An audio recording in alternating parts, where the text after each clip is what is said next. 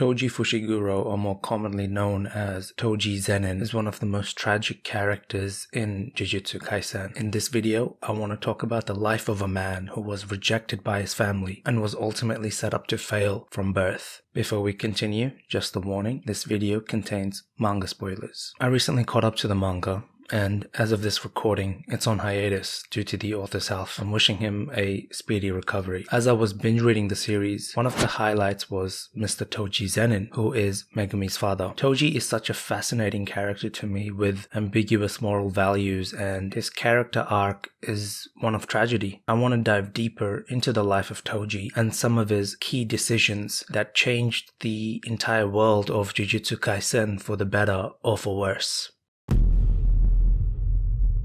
Let's start at the beginning. At birth, when heavenly restriction was placed on Toji, it removed all of his cursed energy. In return, he was gifted with immense physical strength, but the Zenin family values only Jujutsu sorcery, and Toji, being a non-sorcerer, led to him being rejected and neglected by his own family. His hatred of Jujutsu sorcerers stems from how the Zenin family treated him growing up. Jumping ahead in the manga, we can see just how twisted, manipulative, and evil some of the higher members of the Zenin family are. Look at Maki's father. He was willing to kill his own two daughters in order to save face. No wonder Toji left the family later on in his life, but I think a part of Toji still wanted to be accepted by his family. It's only natural. I think that's why he named his son Megumi, which means blessing. Megumi was blessed with the 10 shadow techniques, one of the most powerful inherited abilities in the Zenin clan. Toji knew that his son would be accepted by the Zenin clan, something that he could never achieve.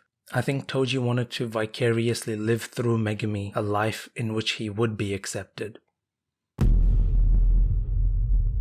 Now, let's talk about his life as an assassin. Being rejected by his own family and Jujutsu society, he went down a dark path. He became a hitman, something he was great at, considering his superior physical ability. As an assassin, Toji only valued money. He has no problem killing children, sacrificing men if it meant a paycheck was guaranteed. This is why he was called the Sorcerer Killer. Toji tried to escape the pain of being neglected by turning his attention to money, but his inferiority complex was still plaguing him. This is evident in the fight against Gojo. When Toji and Gojo have a rematch in chapter 74, the job is done. Toji has collected his paycheck. He has no need to fight, but he does. Toji ignored his instinct and the uneasiness he was feeling because he wanted to prove to himself and Jujutsu society that he can beat the strongest. Toji wanted to make a statement that being born without cursed energy is not a burden, but ultimately he lost to Gojo. In his final moments, he came to the realization that he did not throw away his pride. He still wanted to be accepted by his family. Upon that realization, he redeems himself by telling Gojo about Megumi. Toji finally realized that it was his prideful, selfish nature that caused him to sell his son to the Zenin clan. He wanted to live through his son because Toji knew that Megumi would be accepted by the Zenin family. Toji's final actions are that of a father. He protected Megumi, and this leads into the final stage of Toji's life, the resurrection.